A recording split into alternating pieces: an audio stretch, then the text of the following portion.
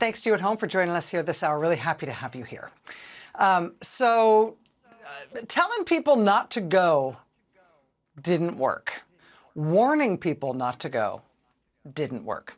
Trying to intimidate people not to go, that definitely didn't work.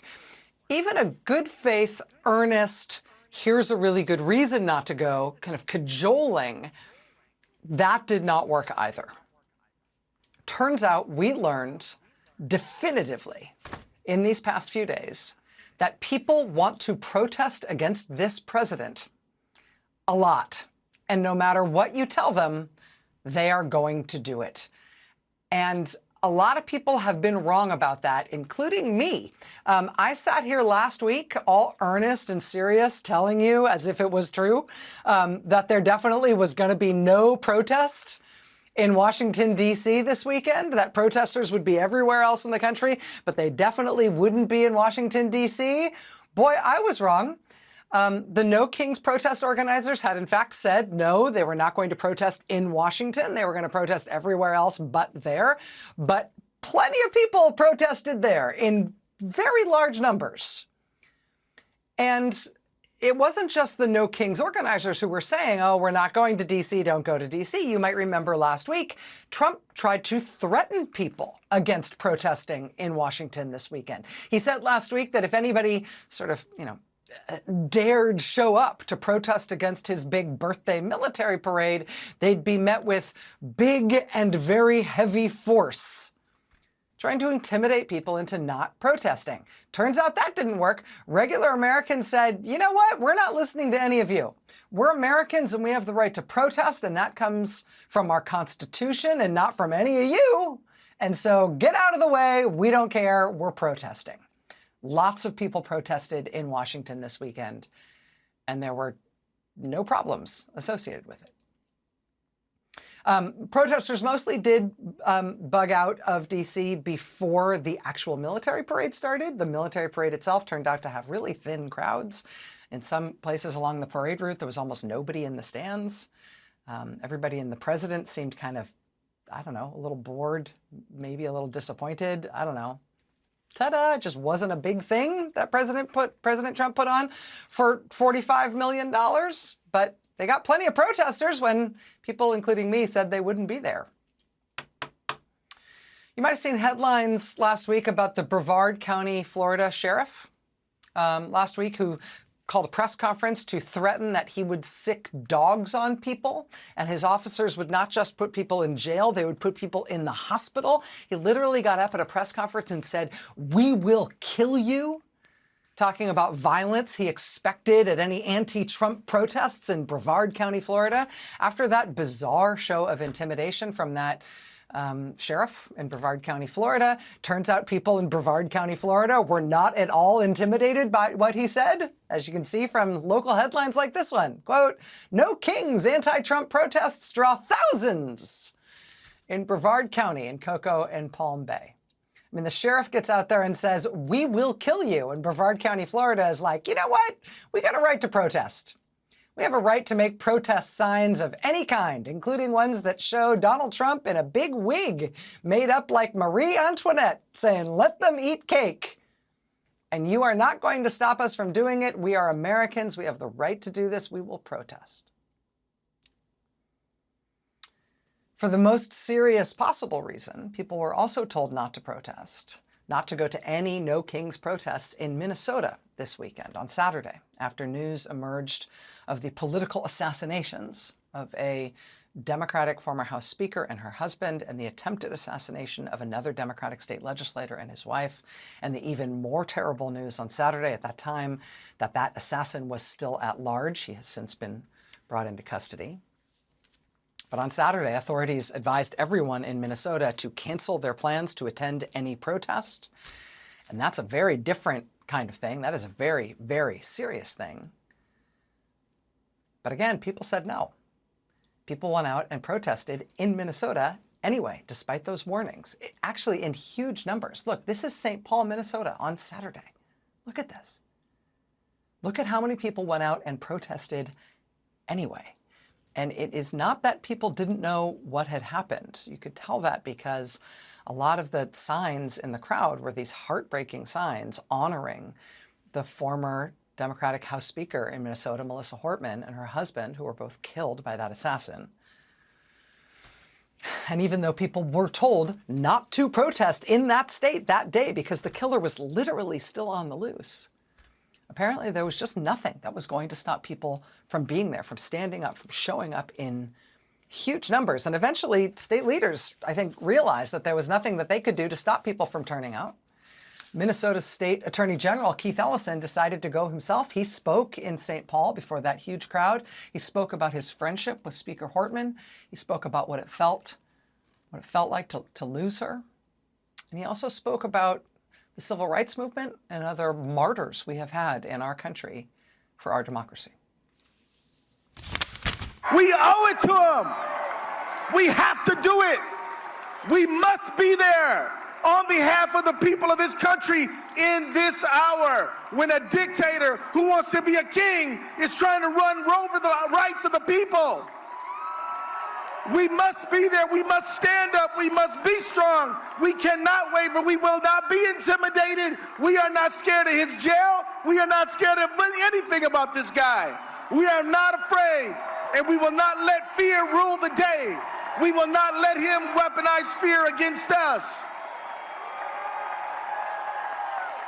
And I'm telling you now that he had his goons arrest a senator when he was just trying to ask a question. Senator Padilla, wrongfully treated. He had his other goons prosecute and charge Congresswoman McIver in New Jersey, had him arrest the mayor of New Jersey, threatened to arrest the governor of California and the mayor of Los Angeles. This is the behavior of a dictator. And the only question is, what are we going to do about it? Minnesota Attorney General Keith Ellison speaking in St. Paul this weekend. I should tell you, Keith Ellison and also Senator Alex Padilla are both going to be on live tonight in this next hour on MSNBC with Lawrence O'Donnell on The Last Word. So you're gonna want to see that. This hour, we're going to be speaking with Minnesota U.S. Senator Amy Klobuchar. I'm sorry to say she was also reportedly on the target list for this assassin who shot these two elected Democratic legislators and their spouses this weekend. Again, that alleged assassin is now in custody. We're going to be speaking with Senator Klobuchar about what's happened in Minnesota tonight, the reaction of the people of Minnesota. I should tell you that Senator Klobuchar was also friends with the murdered House Speaker, Melissa Hortman. Senator Klobuchar had been with her just on Friday before the Speaker was killed on Saturday. So we're going to be speaking live with Senator Klobuchar in just a few minutes. In addition to those huge crowds, despite everything in Minnesota on Saturday, some of the big protests this weekend were really, really big. Huge crowds in Philadelphia, which you see here, which of course was the kind of flagship protest site for the whole country this weekend. I thought the fact that there was going to be a big protest in Philly might have meant a smaller crowd in New York, because they're not too far apart, but nope, I was wrong about that too. Wrong again, Maddow. New York turned out to be huge. In the city of Chicago, protests were also absolutely massive this weekend. In Boston, the Pride Parade was also going on at the same time as the No Kings gathering, the No Kings rally and march in Boston. Even before it was done, local press was crowing that the crowd in Boston was north of 1 million people, and that would really be quite something. I don't know if it was over 1 million people, but that's what local headlines were calling it in Boston. Atlanta had a really, really big crowd. You might have seen some of the footage from Atlanta, Georgia this weekend. You might have seen this at sort of the head of the crowd. They had it spelled out, that big spelled out sign, "Trump must go now." You might have also seen headlines about guys from the Proud Boys, the pro-Trump paramilitary militia group, showing up in the middle of that Atlanta anti-Trump protest. You might have seen headlines about that, but did you actually see how that turned out? I'm going to show you just a few seconds of footage here, and you'll get it immediately. It involves tubas and trombones. Just watch this for a second. You will see stuff. There's the Proud Boys and there's the other protesters and the cops standing between them. And you'll see stuff is kind of starting to get tense. Stuff is starting to feel like maybe it's going to boil over. And then, what's that? Hey, tubas to the rescue. Watch.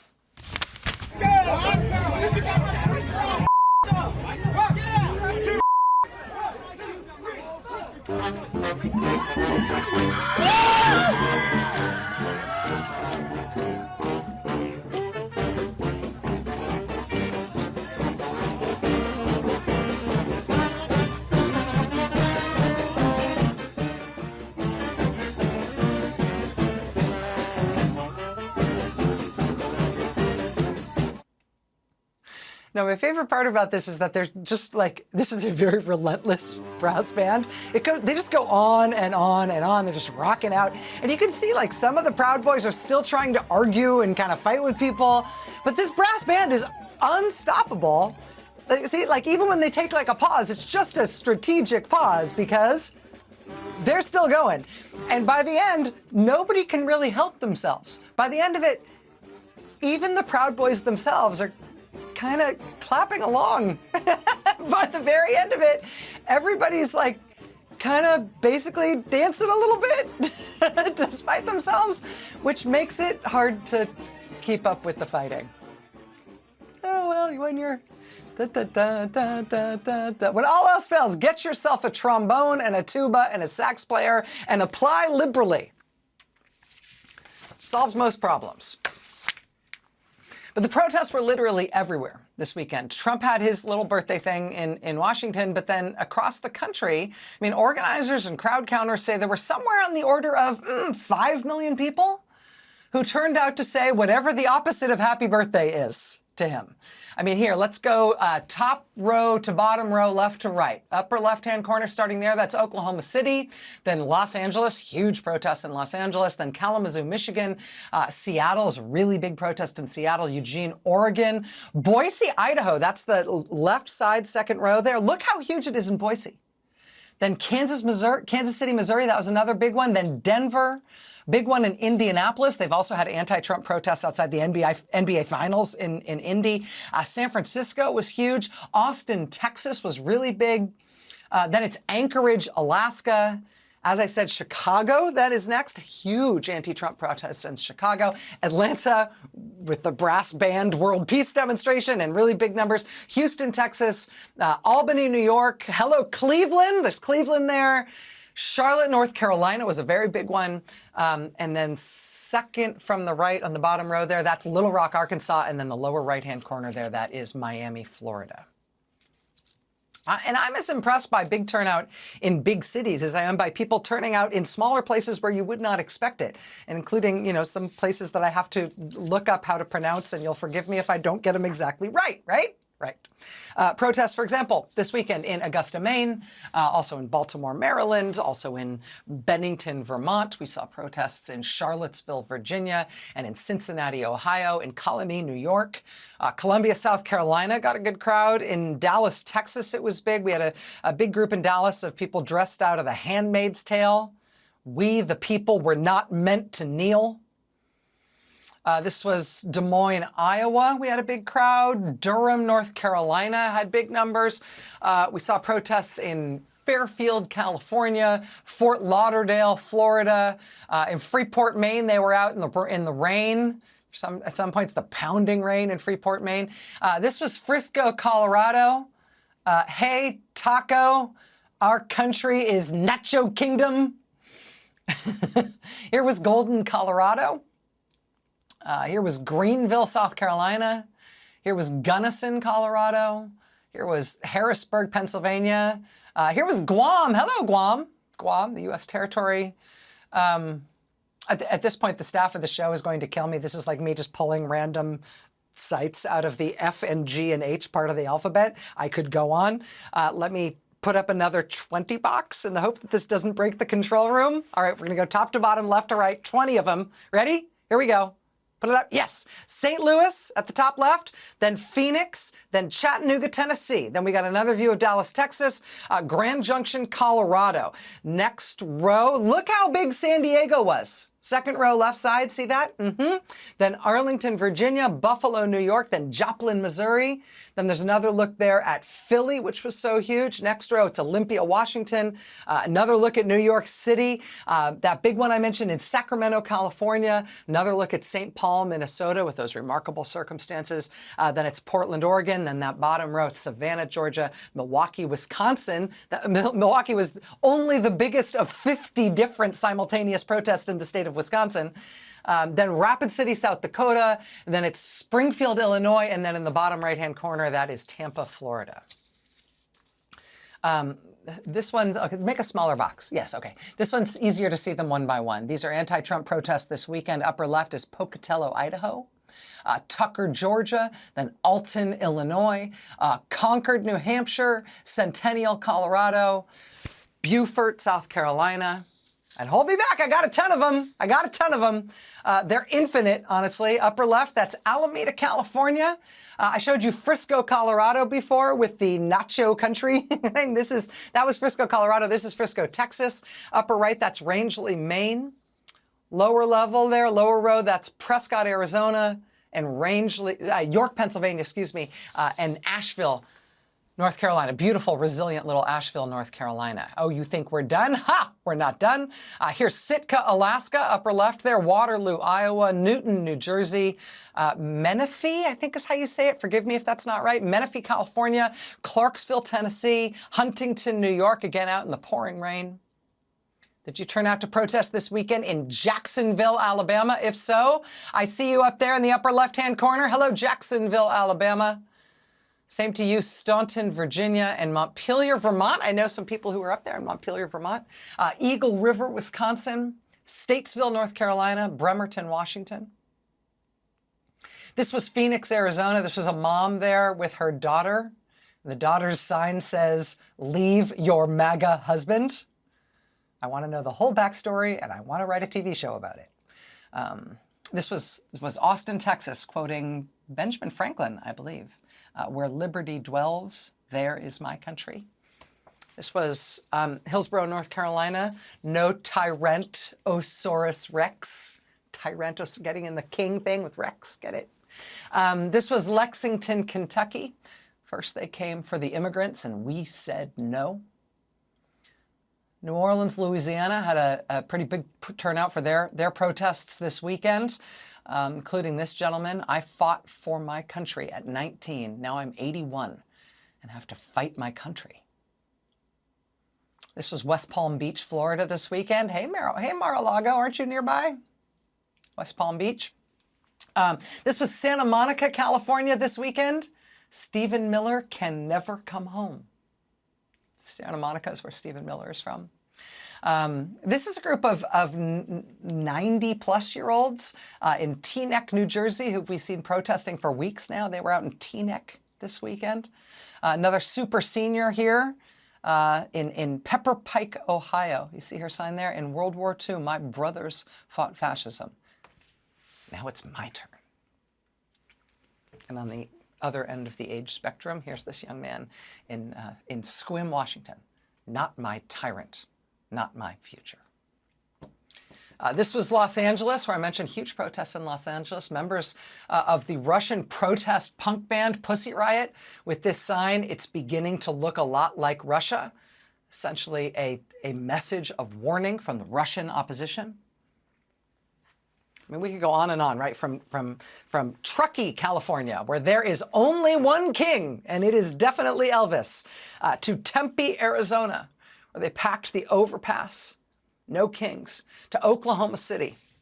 This one stuck with me. Not a paid protester, but my senators and representatives are supposed to be.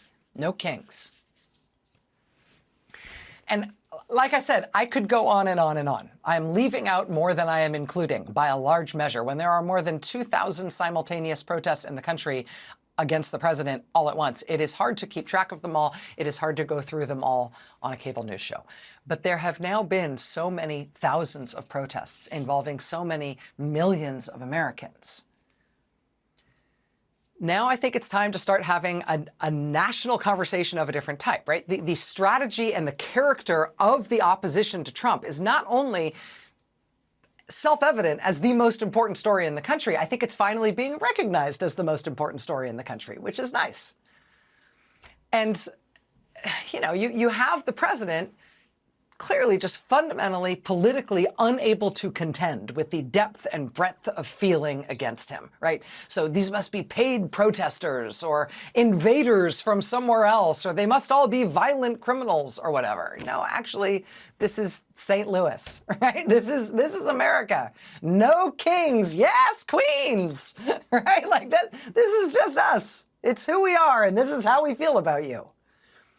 I mean, this is Joplin, Missouri. This is Louisville, Kentucky, where thousands of people turned out. This is McHenry, Illinois. This is High Point, North Carolina. It is literally everywhere in this country, Americans in surprising numbers, in surprising places, turning out again and again and again and again to say, no, nope, we are not doing this. You are not taking over our country and turning us into a dictatorship. You are not going to be a king here. And so with all that proof in the pudding, right, with all of that evidence of where we are, it's now sort of time, if we haven't had it already, it is now time to really have a serious national conversation about where this all goes.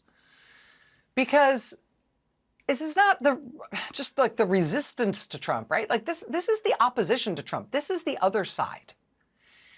And if we're thinking about the two sides of this fight, well, politically, we're at a point where Trump, and I don't mean this in a mean way, but as a political figure, he looks sad and small, right? Nobody came to his $45 million military birthday party. He is a laughingstock on the world stage. He's being treated at the G7 right now like he's Putin's intern. The White House just announced tonight that Trump is coming home early from the G7 meeting tonight after so embarrassing himself there today. I mean, this is a president whose signature economic policy, his supposed tariff policy, is a punchline even among Republicans. I mean, someday, 30 years from now, the whole lecture hall full of Econ 101 students is going to laugh out loud when the professor gets out the chalk and writes taco on the chalkboard and has to explain what the acronym TACO meant in the Trump years for his signature economic policy that he thought would work so well for him, both politically and economically. It is a punchline. I mean, this is a president who appointed a madman to be the nation's health secretary, and who in turn, he has just put like a QAnon conspiracy chat room in charge of the nation's vaccine schedule. This is a president who is selling coins and gold trinkets with his face on them from the White House. This is a president who can't persuade the first lady to live with him. This is a president whose supposed best friend says he should be impeached, and by the way, is in the Epstein files. I mean, this is a president whose approval ratings are more underwater than any other president ever at this point in his term. He has already rushed right to the part where he tries to turn the military against the civilian population, where he tries to turn the force of the American military against the American people. And that is something that neither the military nor the people have an appetite for, and he is going to learn that soon enough. He has rushed right to the end, because he has no idea how to play cards against opposition to him that is this big, this sustainable, this broad, and this correct. He hasn't done anything as president that would win anyone over to his side. And the number of people who voted for him or supported him otherwise, who are now regretting it, grows by the day. And they don't just grow privately, they grow in the headlines every day. Everybody against him is getting stronger and more confident. Everybody with him is starting to get a little worried about how long they can stay with him as they see their numbers dwindle and they see him fail and flail over and over and over again. So for a would-be strongman, he's not strong. He is a remarkably weak and feckless political figure who is nevertheless trying to overthrow the American form of government while pushing incredibly unpopular policies and executing everything incredibly poorly with a laughingstock full of a terribly, terribly staffed administration and cabinet. I mean, who's in the Trump administration who you think like, skills, right? Or you think, popular. Or you think, growing political capital for this president by the day. Honestly. And on the other side, the opposition against him is big, deep, growing, confident, and increasingly unstoppable. And so the question now is efficacy. What does that opposition need to do if it is going to be effective? Their stated goals are to save the republic, to save democracy, to stop this unpopular, weak, feckless president from overthrowing the Constitution and trying to hold power as a dictator.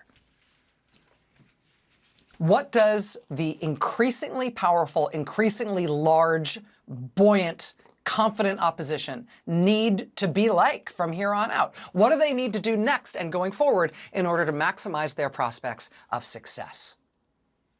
After this weekend's protests by millions of Americans, tonight there was a follow-up phone call to talk strategy and next steps. I don't know if they expected this many, but 60,000 people got on that phone call tonight after the No Kings protests. 60,000 people on one call. So we're going to talk tonight about what we know about what works, about how opposition movements of this size have succeeded or stumbled in the past in this and in other countries. And as I mentioned, we've also got Senator Amy Klobuchar joining us live from Minnesota. There's so much to get to tonight. It's a really big night. It's a really big moment. Stay with us.